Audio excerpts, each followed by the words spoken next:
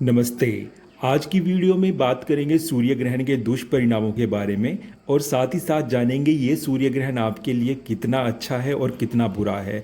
कैसे ये सूर्य ग्रहण कोरोना वायरस के लिए हार्मफुल हो सकता है वो भी इस वीडियो में हम जानेंगे। तो लेट गेट स्टार्टेड। सूर्य ग्रहण के साथ में बहुत सारी मान्यताएं और सुपरस्टिशन जुड़े हुए हैं। सुपरस्टिशन कहना आई थिंक उन्हें ठीक नहीं है, दे आर मेरली बिलीफ। और आई थिंक बिलीफ भी मुझे लगता है कि साइंटिफिकली जो थ्योरीज हैं, साइंटिफिकली जो सेइंग हैं, उन्हें इनडायरेक्ट वे में सपोर्ट करते हैं। अब आप साइंटिफिकली देख लीजिए, आपका सूर्य ग्रहण में बाहर निकलना कतई भी ठीक नहीं है because of the high intensity of radiation. Radiation आपका परमानेंट म्यूटेशन कर सकता है, रेडिएशन आपको कैंसर कोज कर सकता है, रेडिएशन आपके रेटिना और आइज को डैमेज कर सकता है। अगर आप डायरेक्टली सूर्य ग्रहण को देखने की कोशिश करते हैं तो I will suggest you please don't see the solar eclipse by naked eye. वैसे आप किसी भी प्रकार से मत देखिए, आप टीवी पर देख सकते हो इस घटना को, कोई इतना ज़्यादा रेयर नहीं है ये।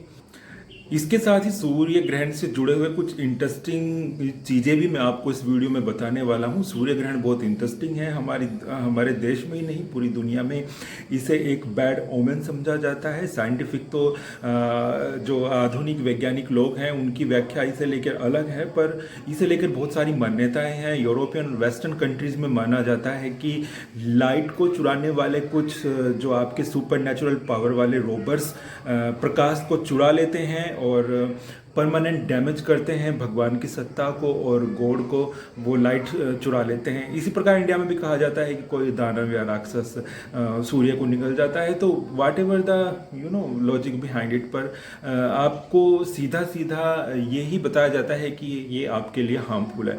और साइंटिफिकली भी अगर हम देखें तो आपके लिए सोलर एक्लिप्स हार्मफुल ही है अगर आप डायरेक्टली बाहर जाते हैं। इसीलिए एस्ट्रोलॉजी में भी प्रेग्नेंट वुमेन्स को बाहर ना निकलने की सलाह दी जाती है, बाहर ना निकलने के लिए सजेशन दिए जाते हैं because of the radiation. Radiation इतना खतरनाक हो सकता है कि it may cause the harmful effect for health, तो इसलिए सलाह दी जाती है कि आप बाहर ना निकलें। इसके अलावा स्ट्रेंज फैक्ट बहुत सारे ऐसे हैं कि ये तो साइंटिफिकली ऑब्जर्व किया गया है कि कुछ एनिमल्स जैसे आपकी गिलहरी हैं और आपके कुछ इंसेक्ट हैं, जैसे स्पेशली ग्रास होपर की बात करेंगे, और आपकी बर्ड्स हैं, आपका इवन क्रो हैं, वो आपके सूर्य ग्रहण से कुछ समय पहले आपका वो गायब हो जाने वाले हैं। जब तक सूर्य ग्रहण चलेगा तब तक वो आपको दिखाई नहीं देंगे।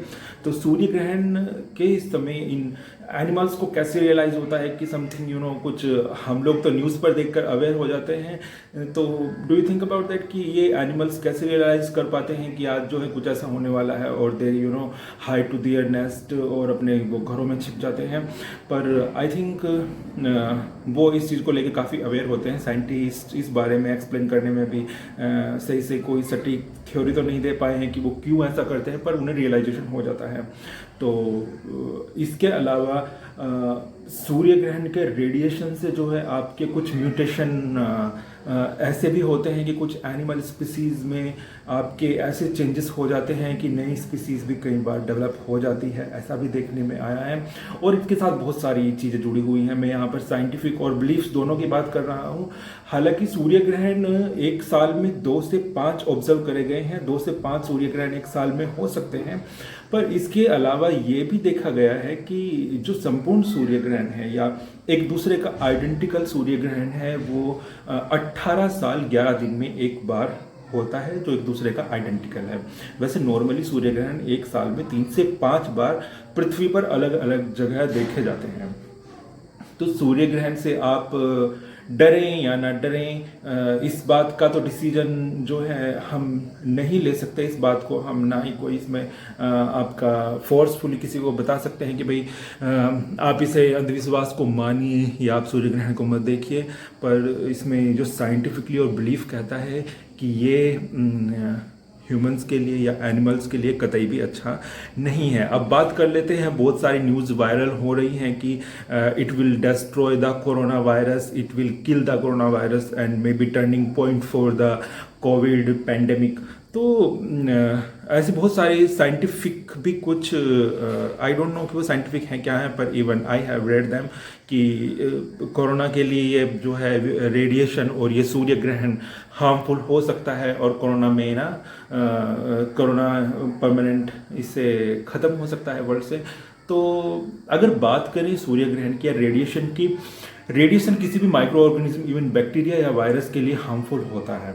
जी हाँ, रेडिएशन से कोई भी बैक्टीरिया वायरस मर सकता है। Even corona can also be killed by radiation. तो पर ये पैंडेमिक ख़त्म हो जाएगा, ये मुझे नहीं लगता कि बिल्कुल सही है कहना, क्योंकि जो लोग इन्फेक्टेड हैं, जिन लोगों के अंदर है, देखिए वायरस का कोई अपना अलग से फ्रीली कोई वायरस का अस्तित्व नहीं होता। वायरस आपके शरीर में ही जिंदा है, या वायरस जो इन्फेक्टेड आदमी है उसके शरीर में ही जिंदा है। वो हवा में नहीं रहेगा, हवा में उसका एक टाइम पीरियड होता है, उसके बाद वो ऑटोमेटिकली उस वहाँ से किल हो जाता है। वो आदमी के शरीर में ही जिंदा है, वहीं पे मल्टीप्लाई करता है। और अगर वो किसी के अंदर है तो रेडिएशन, सूर्य का ग्रहण का रेडिएशन कैसे उस व्यक्ति तक पहुंच पाएगा, है ना। तो आप ये मान के चलिए कि पेंडेमिक पर तो असर नहीं पड़ेगा, पर हाँ definitely virus can be killed by radiation, और रेडिएशन से वायरस मर जरूर सकते हैं। तो ये बात पूरी तरह से सच नहीं है कि पेंडेमिक जो है आपकी बिल्कुल ख़त्म हो जाएगी आफ्टर सूर्य जो ग्रहण होने वाला है। तो ये एक इसमें थोड़ा सा मैं ऐड करना चाहूँगा। तो आपको आज का वीडियो कैसा लगा बताना मत भूलिएगा कमेंट बॉक्स में। अगर आपकी कोई क्वेरी है तो प्लीज़ कमेंट करके जरूर पूछिएगा। Have a nice day, bye bye, stay healthy and happy.